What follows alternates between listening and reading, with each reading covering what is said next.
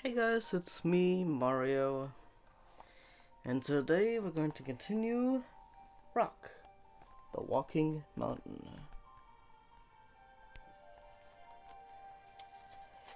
Chapter 2, The Dark Storm.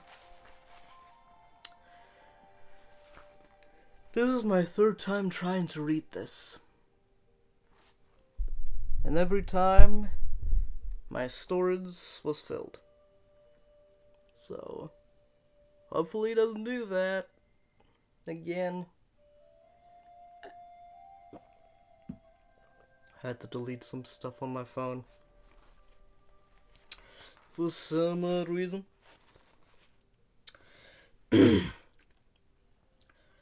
Storms is struggling, said Elena, as the path dipped treacherously and the stallion's hooves slipped. The ground is too uneven. Tom looked away. They had ridden hard and fast, and were now amongst the mountain ranges. The sky was vivid blue, and the snowy peaks dazzled with a brilliant white light.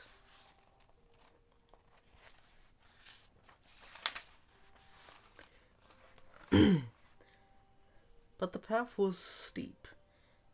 "You're right," said Tom, dismounting.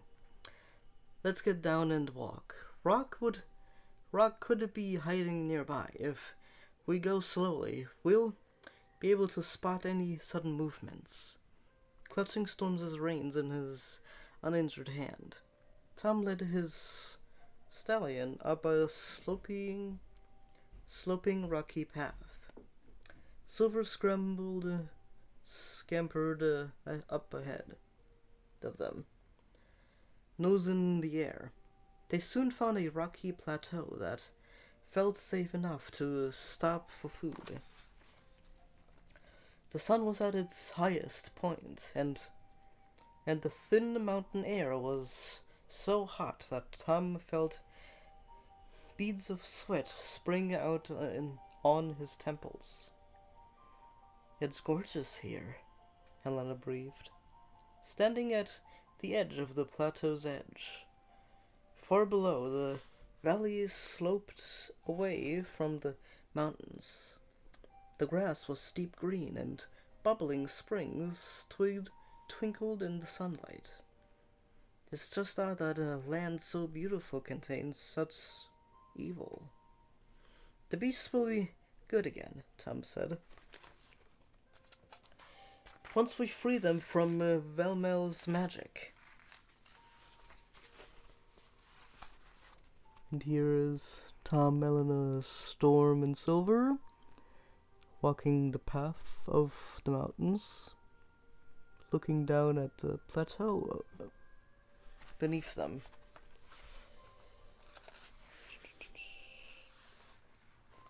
I didn't mean the beasts," said Elena, taking some bread and cheese out of Storm's saddlebag. "I meant Velmel and Freya. Freya can be saved. I'm sure of it," Tom said. He felt an ache in his chest. Why did he care so much about what happened to Freya? He'd already come across many people affected by evil magic on his quests. Why was this woman any different from the others? "I'll free her from Velmel's magic, just like I will the beasts," he said, determination making his voice shake. Elena glanced at him. "Tom, why?" "Come on," he said, interrupting his friend. "We need to find the gloves. Let's eat. We won't find them while we're standing still."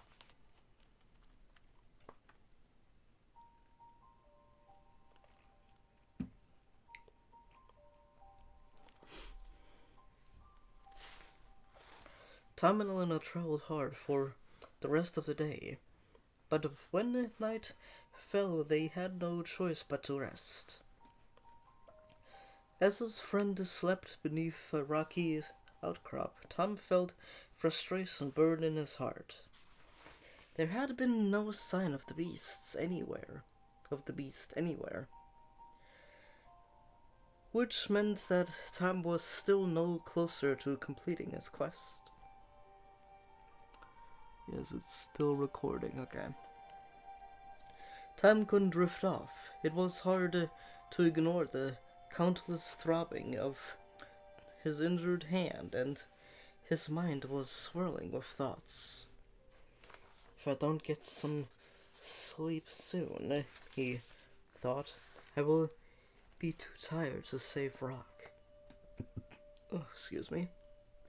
He remembered a trick that his Uncle Henry had taught him to help him sleep on restless nights.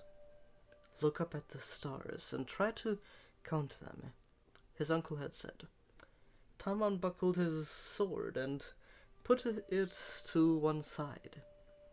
He lay back, staring up at the night sky. There were so many stars up there. It would take his whole life to count them all. 1, 2, 3, 4, on and on. 201, 202. His eyelids began to feel heavy. Too heavy to keep open. A shooting star was the last thing that Tom saw, arching across the night sky.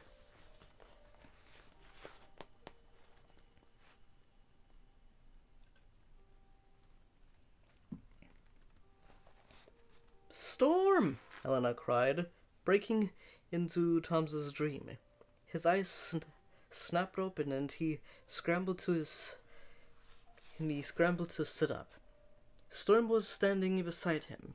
He must have stood a guard over me in my sleep, Tom realized. He was lucky to have such a faithful stallion. On the other side of the dead fire, Elena was hastily gathering up their belongings. What's going on? Tom croaked, rubbing his eyes. A storm's coming, Elena replied, bundling blankets into the saddlebags. Tom leaped to his feet, all tiredness gone as he looked towards the valley. In the instance, trees swayed as a fiery wind, unnaturally fiery, tore its way across the land towards them. That's no normal storm, he said, feeling a tingle of fear in his stomach. Elena came to his side, shielding her eyes against the rising sun. You're right, Tom, she said, but I can't. Elena's words faded away as a writhing mass of black appeared on the horizon, streaming over the valley. It was heading straight over... I need to drink.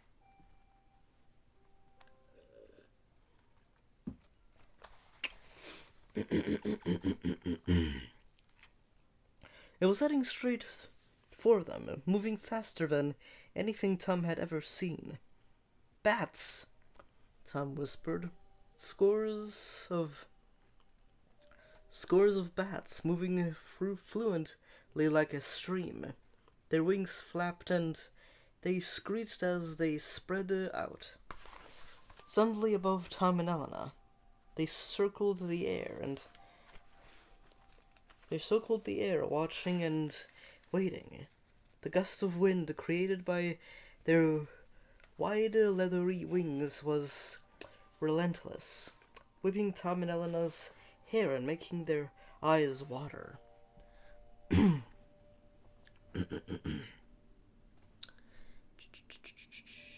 lost my spot.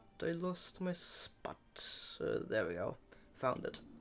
Storm and Silver stood still, as if unsure which way to run. So we let out a howl of distress. "Tom!" Elena yelled, her voice almost lost in the wind. "Their eyes!" Tom craned his head and looked. Each bat had a pair of red eyes that shone with a sickening shade of blood red.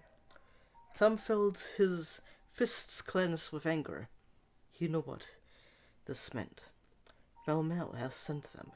He cried out.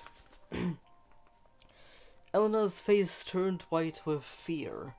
Evil bats that would stop at nothing were about to attack them. How would they survive this?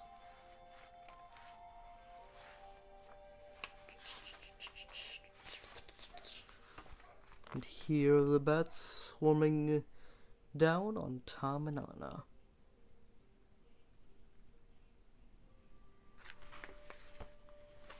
Whew, my goodness.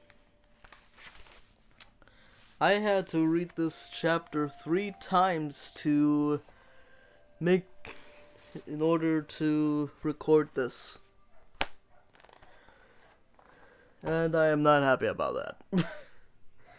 My storage got full. So I blame my storage for not having enough space to record this.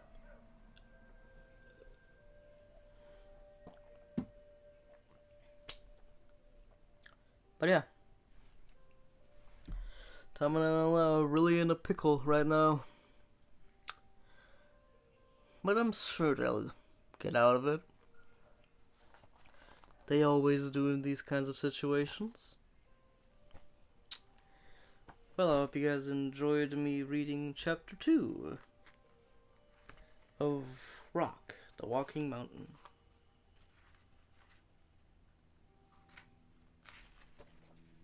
The Dark Storm. So that was Rokk, the Walking Mountain, chapter 2, The Dark Storm. And I hope you like, subscribe, and hit the bell if you guys are interested in more Beast Quest videos. Well, I hope you all have a fantastic day, and I will see you in the next video, whenever I make that. I stumble over my words a lot, I'm sorry. I'm sorry if I stumble over my words and all that.